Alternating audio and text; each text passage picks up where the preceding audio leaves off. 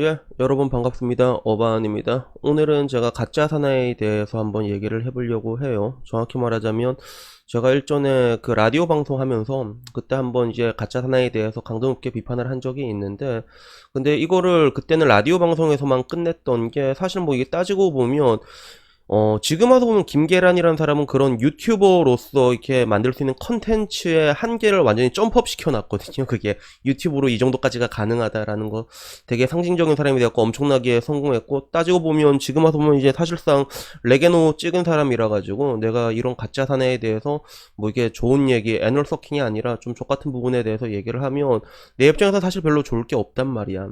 반대로 뭐 이제 안 좋은 부분 한 120개 정도 말할 수 있는데, 근데도 불구하고 이거를 내가 왜 얘기를 할까 생각을 했으면, 결국에는 이게 좀 가짜 사나이 봤을 때 원에서 보여줬던 거, 이 부분이 내가 봤을 때 좀 심각하더라고요. 제가 봤을 때 여기서 보여주는 메시지라는 게 조금 심각한 부분들이 있어가지고 오늘은 그게 왜 심각한지에 대해서 한번 얘기를 해보려고 해요. 우선은 제가 일전에 그 한국 사회의 조직 문화가 기형적으로 그리고 갈굼을 기반으로 이렇게 뭔가 희한하게 만들어질 수 있었던 이유에 대해서 두 가지에 대해서 얘기한 적이 있는데, 그때 그 베스트 댓글 하나가 뭐였냐면 그 군대가 한몫한다라고 적었어요. 그래서 우리가 군대에서 겪는 그런 부조리, 집단, 왕따, 따돌림, 폭언, 구타 이런 것들이 사회에서도 그대로 이어지는 것 같다라고 얘기를 했거든요. 이 말에 대해서 부정할 수 있는 사람은 없는 것 같아요. 우리가 군대에서 남자들이 따지고 보면 제일 처음 겪는 그런 빡신 조직 문화라는 게 군대에서 배우는데, 우리가 군대에서 배우는 건 이제 상명하복이라고 하잖아. 그래서 뭔가 좀 족같하고 부조리에 있어도 거기에 대해서도 예라고 말하는 방법을 배우잖아. 그리고 이런 것들이 조직 문화에도 깊이 스며들어 있는 게 사실이야. 뭐 실제로 뭐 어떤 은행 같은 데 보면 뭐 신입 은행들 들어오면 행군 시키고 얼차려 시키고 똑같이 그러잖아. 그래서 그런 것들이 그대로 드러난 게 있는데, 안타깝게도 가짜 사나이 원에서도 이런 부분이 여지없이 그대로 드러났거든요. 그래서 뭐 맨 처음에 뭐 가짜 사나이 이렇게 했을 때 자기 정신력을 고치고 싶고 인생을 뭔가 변화를 원하는 사람이 오라고 했는데, 사실 뭐 정신력이고 나발이고 거기 이제 참가한 사람들은 그냥 뭐 이제 각자의 목적이지, 뭐 구독자든 뭐 그게 뭐 조회수든 빨려고 들어온 건데, 여기서 핵심 그 정신력이라는 거에 제가 짚고 넘어가고 싶은 게, 우선 첫 번째로 그 사람에게 정신력이란 건 되게 중요하단 말이에요. 근데 문제는 안 되는 건 안 되거든요. 그래서 체력적으로 이 정도의 체력을 가지고 있는 사람이 요만큼 올라가는 건 가능해, 정신력으로. 근데 요만큼인 사람이 절대로 이만큼을 도약할 수는 없다는 거예요. 그게 절대로 하루아침에 이루어지지 않거든. 근데 가짜 사나이에서 제가 보여줬던 그 모습은 사람들에게 불가능한 것들을 바로 도약을 시키려는 것처럼 이제 계속 이제 갈구고 쪼고 정신적으로 데미지를 주는 그런 현장이었어요. 대표적으로 여러분들이 가장 이게 바람을 느끼면서도 계속 봤던 캐릭터가 혁준이를 보고 그런 걸 느꼈을 건데, 나는 혁준이를 보면서 굉장히 불쌍하다라는 느낌을 많이 받았거든요. 그래서 혁준이가 뭐 바람 캐릭터인 것도 있었지만서도 내가 봤을 때 혁준이가 할 수가 없는 것들을 계속 요구를 하고 있는 거야. 체력적으로 할 수가 없는 거. 근데 그런 것들이 혁준이가 못했을 때 누굴 깠어? 혁준이 말고 다른 동기들을 깠잖아. 이게 내가 대표적으로 보는 군대의 가장 안 좋은 것 중에 하나거든요. A라는 사람이 잘못하면 A를 까면 된단 말이야.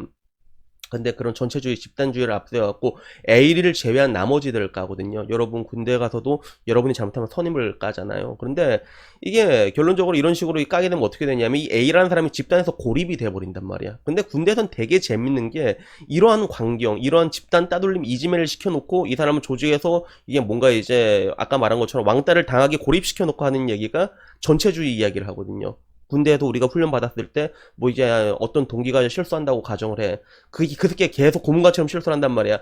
그러다가 누가 아이씨 짜증 내는 순간에 교관들은 우리를 더 혼내잖아. 그지? 동기입니다. 동기는 하나입니다. 이러면서 엄청 갈구잖아. 그래서 되게 이게 악질적인 모습이거든. 근데 되게 재밌는 게, 이게 실제 사회생활에서 좀 보이는 경우가 종종 있어요. 굉장히 괴로운 정신공격이지. 그래서 내가 그때 혁준이를 보면서 느꼈던 것들은, 뭐 말로는 이제 정신력의 성장이다, 그런 것들을 추월을 해야 된다라고 말하지만, 그 이면에 일어났던 것들은 냉정하게 봤을 때 그냥 정신적인 공격, 그리고 따돌림, 왕따, 그리고 뭐라고 해야 될까, 조리돌림에 가까웠어. 실제로 얘네들은 가짜 사나이가 끝난 다음에서도 여러 방송에 나와가지고 누군가 이제 개인주의고 정신력이 약하다라는 얘기로 계속 조리돌림을 당했잖아. 그래서 결국에는 내가 말하고 싶은 게, 이게 지금이 2020년인데 어떻게 이제 쌍팔년도 군대의 문화를 아직까지 그대로 들고 와가지고 그거를 여지없이 보낼 수가 있을까, 좀 그게 굉장히 신기하더라고요.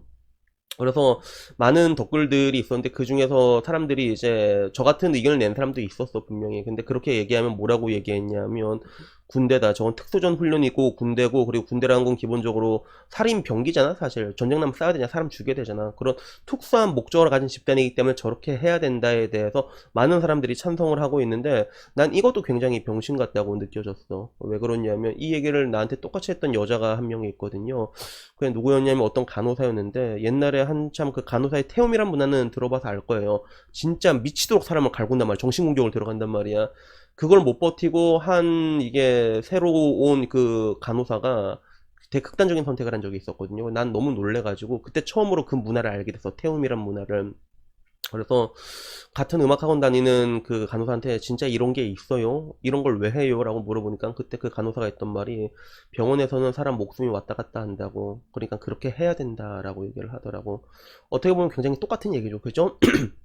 군대는 특수한 목적을 가진 집단이기 때문에 그렇게 해야 된다라고 말하는데, 근데 내가 이 말에 대해서 전적으로 반박하고 싶은 게, 제가 옛날에 배에 탔을 때 되게 멋진 장교를 좀 많이 봤거든. 그래서 그 당시에 해군사관학교 동기였어. 몇 기였는지는 좀 기억이 안 나는데, 한 사람이 정영순 소령이었고 한 사람이 김영훈 작전관님이었을 거야. 둘이 동기였는데, 그 두 사람이 되게 괜찮았거든. 수병들한테도 되게 뭔가 되게 선망이라고 할까, 잘 따르았지 사람들이, 진짜 진심으로. 그래서 우리들 수병들 사이에서는 그 둘 중에 한 명이 참모총장까지 갔으면 좋겠다까지 그런 얘기도 공공연하게 많이 했었거든요. 근데 그중 작전가님이 했던 얘기 아직도 기억에 남는 게, 너희들의 후임들을 사랑으로 대해야 되는 이유가 뭔지 아느냐라고 얘기를 하더라고. 그게 뭔데요? 라고 얘기하니까, 실제로 이게 사람들은 모르는데 6.25 때 굉장히 많은 시체들이 어떻게 죽었냐면 뒤통수에 헤드샷을 맞고 죽었다고 해요, 실제로. 그래서 방금 전 말했던 군대에 있어가지고, 군대는 이게 서로 이제 사람을 죽게 된 집단이기 때문에 그런 뭔가 정신공격이든 부조리든 이런 것들에 대해서 버텨야 된다고 얘기하지만, 실제로 이것들이 전쟁이 터졌을 때 어떤 결과가 돌아왔냐면 아군의 뒤통수에 헤드샷으로 돌아왔단 말이야. 그러니까 결론적으로 아까 말했던 왕따, 괴롭힘, 따돌림, 조리돌림 이런 것들은 그 어떤 긍정적인 기능도 하지 못해요. 어떤 집단에서든지. 저는 여기에 대해서 얘기를 하고 싶었던 거예요. 어떤 이득도 이런 걸 가져올 수 없는데, 근데 막 되게 웃겼던 건, 사람들이 그걸 보면서도 이제 그 똑같은 얘기를 하고 있는 거야. 뭐 군대에서 이러 된다. 그리고 그걸로 보니까 답이 나오는 거지. 왜? 그런 생각을 가지고 있는 사람들이 있는 이상 절대로 이게 사라질 수가 없거든. 그러니까 군대에서도, 군대의 이런 생각이나 이런 것들이 조직에서도 그대로 나타나게 되잖아. 여러분들이 할 수 없는 것들에 대해 가지고 육두문자를 받고 그 다음에 강요를 하게 되고, 쥐어짜면 된다는 생각을 가지고 있고, 그 가운데서 여러분들을 놔두고 다른 사람들을 조리돌림하면서 여러분들을 조직에서 고립시키는 것들도 실제로 일어나고 있잖아요, 그게. 그러니까 결국에는 아까 말한 그런 부분에 사람들이 이런 것들을 보면서 불편한 감정을 전혀 못 느끼고 있기 때문에 그런 것들이 계속 이어진다는 것들이죠. 그래서 결론은 그래요. 많은 사람들은 이제 알겠지만 집단이란 게 굉장히 특이하거든요. A라는 사람이 되게 많이 갈고, 근데 얘가 딴 데로 가잖아. 그러면 조직의 평화가 올 것 같아? 아니란 말이야. 다른 사람이 갈구게 된 경우가 되게 대부분이거든요. 마찬가지로 집단 내에 뭔가 이제 못하는 사람들이 있어. 왕따를 당한 사람들이 있어. 근데 이 사람이 사라지게 되면 어떻게 될 것 같아? 다른 사람이 그 자리를 이렇게 차지하게 된단 말이야.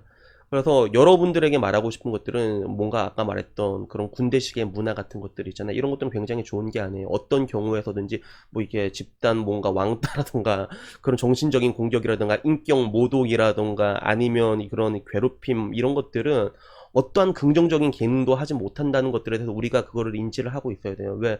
그거를 인지하지 못하고 여러분들이 아까 말한 대로 가짜 사회 보면서 혁준에게 손가락질을 계속하고 있잖아. 그 순간에 여러분이 그 다음 혁준이가 될 수 있다는 걸 의미하거든요, 이건. 그래서 저는 오늘 여기에 대해서 한번 얘기를 해보고 싶었어요. 그래서 여튼간에 뭐 얘기하고 나면 또 이것도 오직이랄하게 뭐 바뀔 거라는 건 알고 있지만, 근데 여기에 대해서는 우리가 한 번 더 생각할 필요가 있는 것 같아가지고 한번 얘기를 해봤습니다. 여튼 뭐 오늘 이야기는 여기까지고요. 다음에 뭐 조금 더 좋은 이야기 생각나면 그때 그걸로 찾아뵙도록 하겠습니다. 이상입니다. 감사합니다.